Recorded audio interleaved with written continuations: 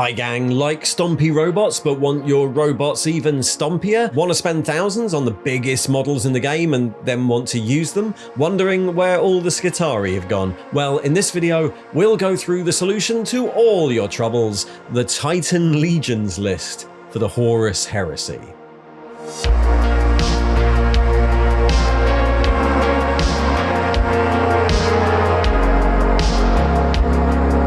So we've been through the Mechanicum list from the Liber Mechanicum book, and we've also been through the Questoris Knights list from the same book, but that book also contains one more list, the army list for the Titan Legions.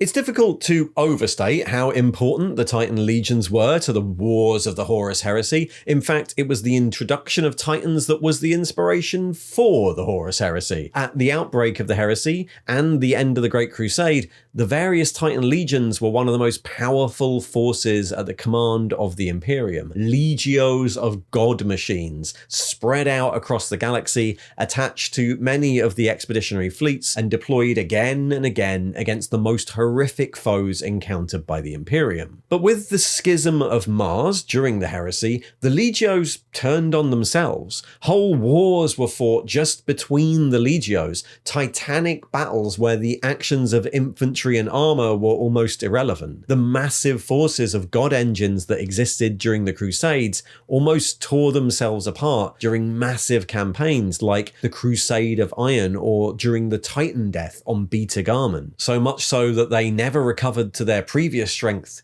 even by the time of Warhammer 40k. The Titan Legions list gives you some way of representing a fraction of this on your tabletop, and not only by including an actual Titan, I mean, probably only one Titan, but also, and probably more believably, by including rules for the Secutarii, the Titan Defense Forces. The Secutarii were developed on Mars at the same time as the more famous Scitarii, and to the same cyborg template, armed with specific weapons to counter things to which Titans could be more vulnerable, mostly enemy infantry getting under their feet.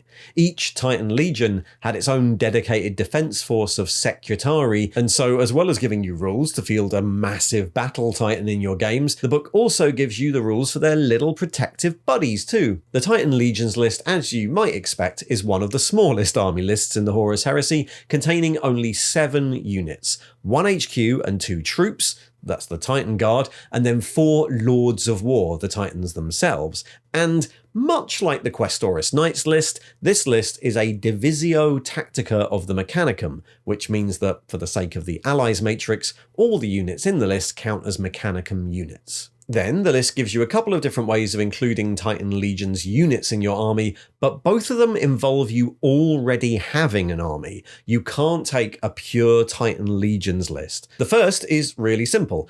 Any army that makes use of the standard Crusade Force Organization chart can take a single Lord of War choice from this list, so your Space Marine primary detachment can have a single Titan accompanying it. The other option is to make use of the Titan Maniple detachment. This force requires at least 1 Lord of War or troops choice, that's important, and can grow up to a maximum of 2 HQs, 6 troops, and 4 Lords of War. But this detachment is only available as an optional detachment for a Crusade army. It can't be your primary detachment, and you're required to keep to the 25% Lord of War maximum points value at all times, so it's unlikely you'll be bringing more than 1 Titan anyway in anything but the largest games. The real advantage of this detachment is that it allows you to include all the Titan Guard. In fact, it allows you to include a whole detachment of just Titan Guard, if you want, since it doesn't actually require a Titan for you to take it. Okay, so before we go through them, let's briefly recap how Titans actually work in the game. Titans have the unit type Vehicle Titan, and their rules are a mix of how infantry and vehicles work. Generally, when you do stuff, they work like a big dreadnought. They move like infantry, they can charge, but they can't run, and they have a weapon skill, strength, and attacks characteristics so they can fight in close combat. But when your enemy does stuff to them, then they're vehicles. They have a front, side, and rear armor and hull points. They also have a load of rules to represent them being just really, really big. They can move directly over infantry or cavalry models. Any explode results on the damage table just do D3 hull points and they ignore mostly the rest of the damage table. They always explode when they're down to 0 hull points. And they can do stomp attacks in close combat. They can't sweeping advance or consolidate, and they can't make reactions unless it's to actions performed by other big things like knights and titans. And in case you wondered, those are the same as the rules for knights. Titans, though, in addition to all of that stuff, have the God Engine special rule, which means they ignore haywire and disruption, ignore all psychic powers and cyber theurgy, which is just Mechanicum psychic powers, and they make every Mechanicum model within 24 inches fearless. They also have varying numbers of void shields. These are basically separate entities with an armor value of 12. As long as there are void shields active, all shooting attacks just hit the voids. One successful glance takes a void down, and once there are no voids left, then you get to actually attack the Titan. And if you do destroy it, then they all have some version of the reactor meltdown rule, so the resulting explosion will count as being hit by a destroyer weapon with varying levels of armor penetration. So yeah, really, really big. Lots of rules. But now we know what they do, let's go through the list, starting with the not Titans. Your only HQ choice on the list is the Secutarii Axiarch. As mentioned, the Secutarii are the close defense forces of the Titan legions, and the Axiarch is your commander for them. They are a 3-wound character with slightly worse stats than a Legion Centurion, clad in Titan Shard armor that gives them a 3-up save and a 5-up invulnerable save. They come as standard with an arc maul and a radium pistol, but they can swap that for many of the standard Mechanicum pistols and close combat weapons, and they can also take an arc lance and a mag inverter shield if you want them to be armed the same way as some of their troops. There are a few rules here that are common to all the Secutarii. They all have a Chiropatris field generator, which allows rerolls of 1 when making saving throws, and the Secutarii can link them, reducing the strength of incoming attacks by 1 if there are more than 10 of them in the unit. They also all have Feel No Pain 6-up. The Axiarch then gets his 3-up save Titan Shard armor, precision shots, stubborn, and binaric stratagems, which gives all the Secutarii in the army a single upgrade for the entire battle. You get to choose between Wrecker, preferred enemy infantry, move through cover, or an improved Feel No Pain of 5-up. So that's your leader. At the moment, there's no model for this. You can probably convert one from an existing Secutarii, or use something like the 40k Secutarii Marshal, something that will become more obvious in a few units' time. Okay, then we get to our actual Secutarii, the troops of the army. We've got the option here of taking squads of Secutarii Hoplites or Secutarii Peltasts. Hoplites are the close combat variant. They have arc lances that work as either close combat weapons or strength 6 12-inch ranged weapons with the disruption rule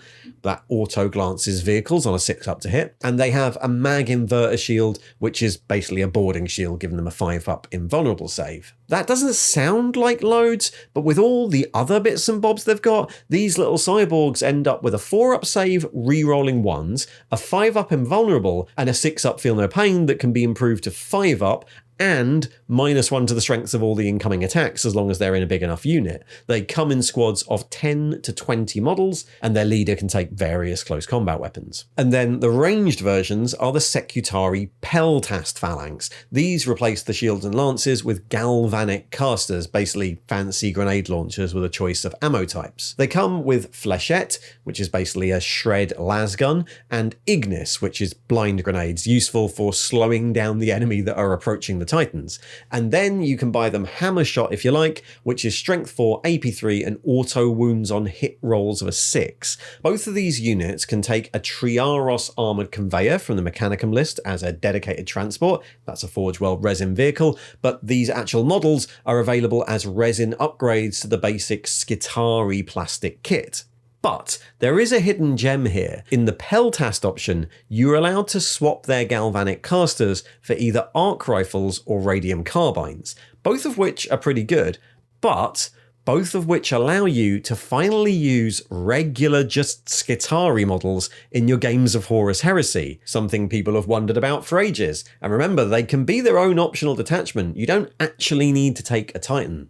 Anyway, that's all your Secutarii options onto the Titans. There are 4 giant stompy robots here, and they're all obviously Lords of War. The smallest of our god machines is the Warhound Scout Titan, coming in at a small 750 points, so this is already the biggest thing you can use in a standard size game. This is a 14-13-12 fast vehicle with 12 hull points, 2 void shields, night vision, and comes with 2 Vulcan mega bolters that it can swap for free for either inferno guns, plasma blast guns, or twin-linked turbo laser destructors. As you can probably guess, these are all just massive versions of existing guns, and there's limited use in going through them in detail because all the Titan weapons are horrific by normal standards. But anyway, the Vulcan mega bolter is a strength 6 AP3 pinning shell shock bolter with 15 shots. The inferno gun is a Hellstorm template flamer weapon with strength 7 AP3 torrent and destroyer. The plasma blast gun is a 7-inch blast weapon, strength 9 AP3 with breaching 4 up like all plasma guns,